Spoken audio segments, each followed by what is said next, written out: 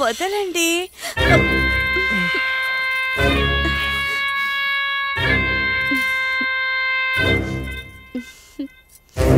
ఏంటి ఈరోజు ఆఫీస్కి వెళ్ళరా? ఆఫీస్కా? ఇంత అవకాశం వచ్చాక ఎవడైనా బయటికి వెళ్తాడు.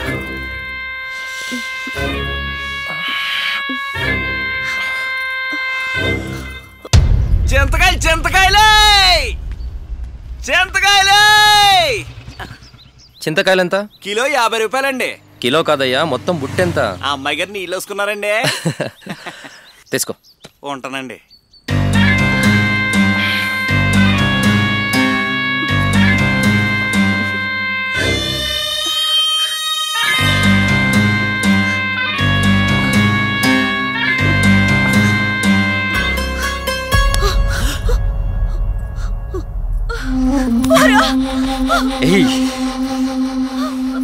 నీకు సిగ్గులేదురా? అన్న భార్యనే కోరుకుంటున్నావు. ఏం చెయ్యమంటావే? ఆ భగవంతుడు నాకు అదొక్కటే ఇవ్వలేదు, సిగ్గు. అయినా ఎప్పుడూ కలగని ఫీలింగ్ ఎప్పుడెందుకు కలిగిందో తెలుసా నాకు. రెచ్చిపోయేంత అందాన్ని చూపించావే. చూడు, ఒక సెకండ్ ముందు ఎవడు పుట్టాడు, తరువాత ఎవడు పుట్టాడు నా బాబుకే తెలీదే. అలాంటప్పుడు ఎవరితో కమిట్ అయితే ఏంటే? రావే. వయసు అనేది మురిసిపోవడానికి కాదు, అందమునిది దాచుకోవడానికి కాదు, అర్థం చేసుకో.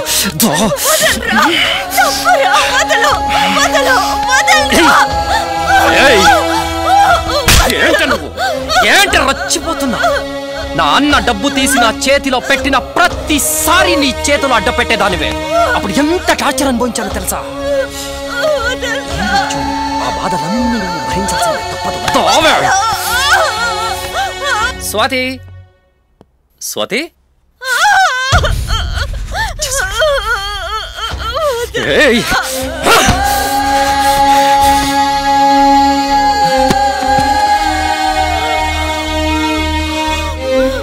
స్వాతి, స్వాతి, స్వాతి, స్వాతి, స్వాతి, ఇన్నెలేరు ఇక్కడ. స్వాతి,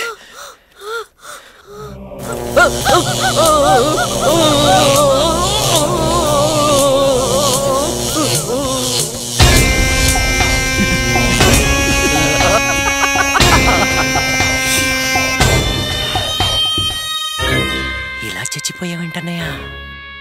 చిన్నప్పటి నుంచి నీ మీద ఫీలింగ్ కలుగుతుందేమో అని వెయిట్ చేశా. కలుగలేదే. నువ్వు నాకు కనెక్ట్ అవ్వలేదు. ఏం చేయమంటావు? చంపేశా.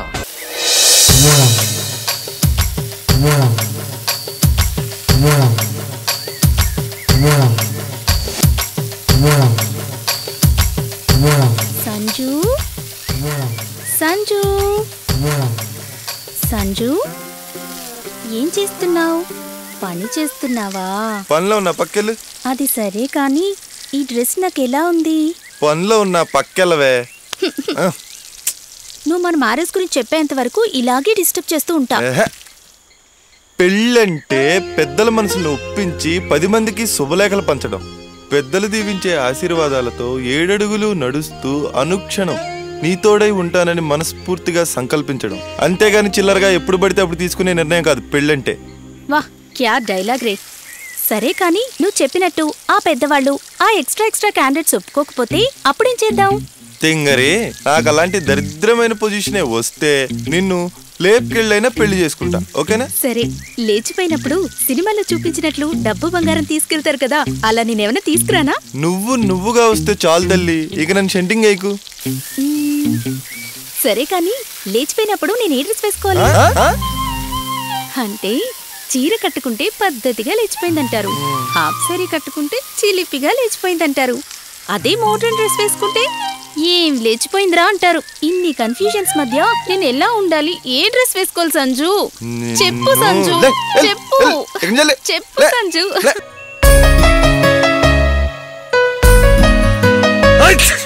అయ్యా, పంటేదో ఎత్తాలన్నారయ్యా. పై రూమ్ లో ఏదో వాసన వస్తుంది, ఒకసారి వెళ్ళి చూడు. అలాగేనయ్యా.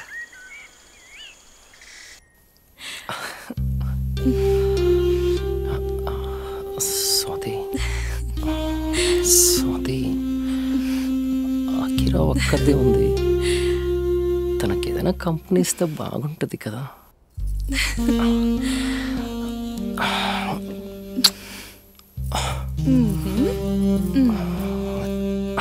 అంటే నా కోసం అడగలేదు, అకిరా కోసం అని.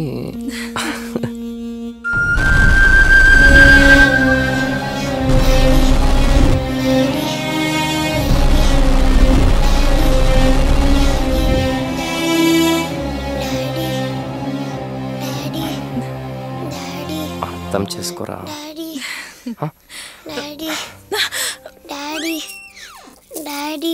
అకిరా, అకిరా, అకి, అకి ఇటు చూడు, డాడీ ఇక్కడే ఉన్నాడు రా. నీకేం కాదు నాన్న. అకి పడుకో నాన్న. డాడీ తప్పు డాడీ, అక్క చాలా ఏడ్చింది డాడీ.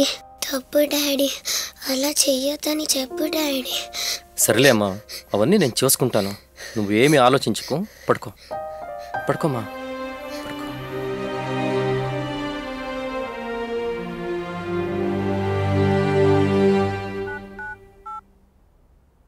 హలో శర్మ, చెప్పరా.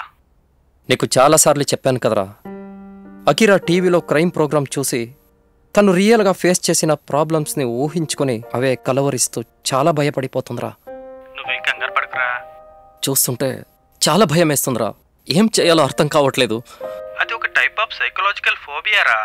నాకు తెలిసిన ఒక సైకాలజిస్ట్ ఉన్నాడు, బట్ తను చాలా కాస్ట్లీరా. నువ్వు మాట్లాడమంటే రే, ఎంత ఖర్చైనా పర్వాలేదురా, నేనిస్తాను.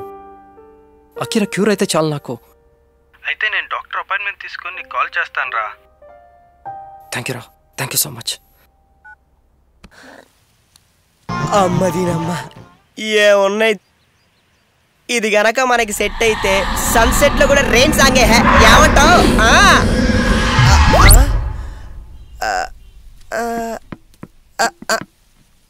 బొమ్మేనే.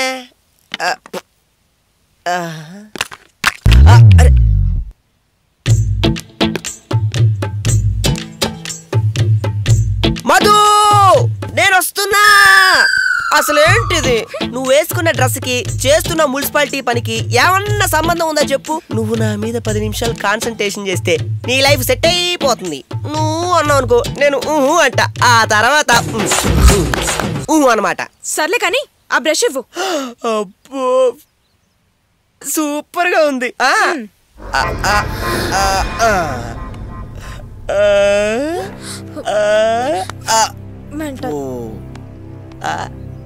అవును, నాకు బ్రష్ ఎవరు ఇచ్చారబ్బా? కింద ఎవరు లేరు. వస్తున్నాను. ఏంట్రా పిలిచావు? రమణగాడు ఎక్కడా? నువ్వే కదరా పొద్దునే లేచి సిటీకి వెళ్ళి అన్ని తీసుకొని రమ్మని చెప్పా, అందుకే వెళ్ళుంటాడు. నువ్వేం చేస్తున్నావు? దాన్ని గోకుతున్నాను. గోర్లతో గోడను గోకి పెయింట్ సపరేట్ చేస్తున్నాను. గోకిని చాలే గాని గోకడానికి ఇంకా పనులు కావాలి. వెళ్ళి వాచ్మెన్ కి చెప్పి పిలిపించు. సరే, బాగా కష్టపడుతున్నా. తెలుస్తుంది, నీ కష్టం అంతా తెలుస్తుంది. ముందు వెళ్ళి చెప్పిన పని చెయ్యి. నా కష్టాన్ని వీడు గుర్తించడు, అది అంతకన్నా గుర్తించదు. తినేస్తాను, లేస్తా, తినేస్తాను.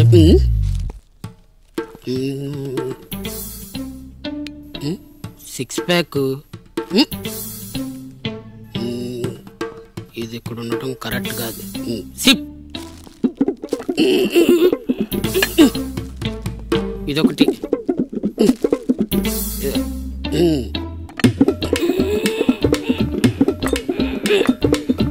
బాబు, ఇంత బరువు ఉంది.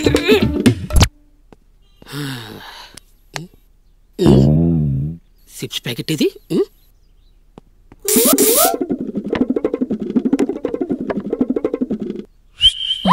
సిప్పు.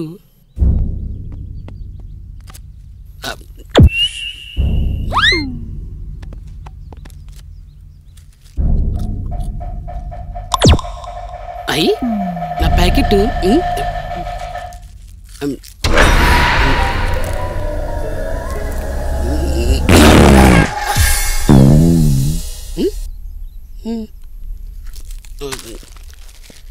ఏదో పడినట్టుంది.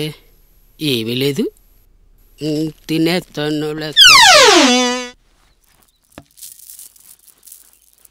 అబ్బో, ప్రపంచంలో ఉన్న పని అంతా ఇదే చేసేస్తున్నట్టు ఫీల్ అయిపోతుందిగా.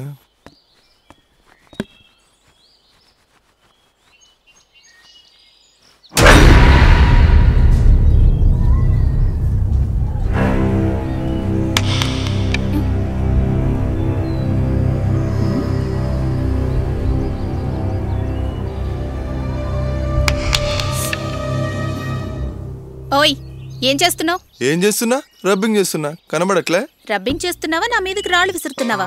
అమ్మాయి అందంగా ఉందని లైనేసేద్దామని.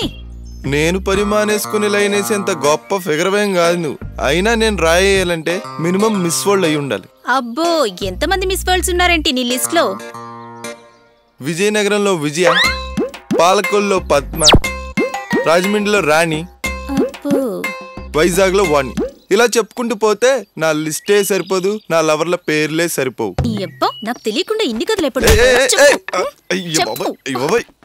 జోక్ చేశానే. అయినా పగ్గు కుక్కలాగా ఎప్పుడు నా వెంట తిరుగుతుంటావు. మరి మ్యారేజ్ అంటే ఎస్కేప్ అవుతున్నావు. లవ్ అయితే చేసావు, అందుకే హాఫ్ పార్ట్నర్ గా కావాలని ఇక్కడికి వచ్చా. అది సరే, కానీ మన మ్యారేజ్ ఎప్పుడు? అన్నీ అయిపోయాక మ్యారేజ్ తో పనే ఉందా? నిన్ను అరవకే, అందరికి తెలిసిపోద్ది. తెలిసిపోయిందిగా.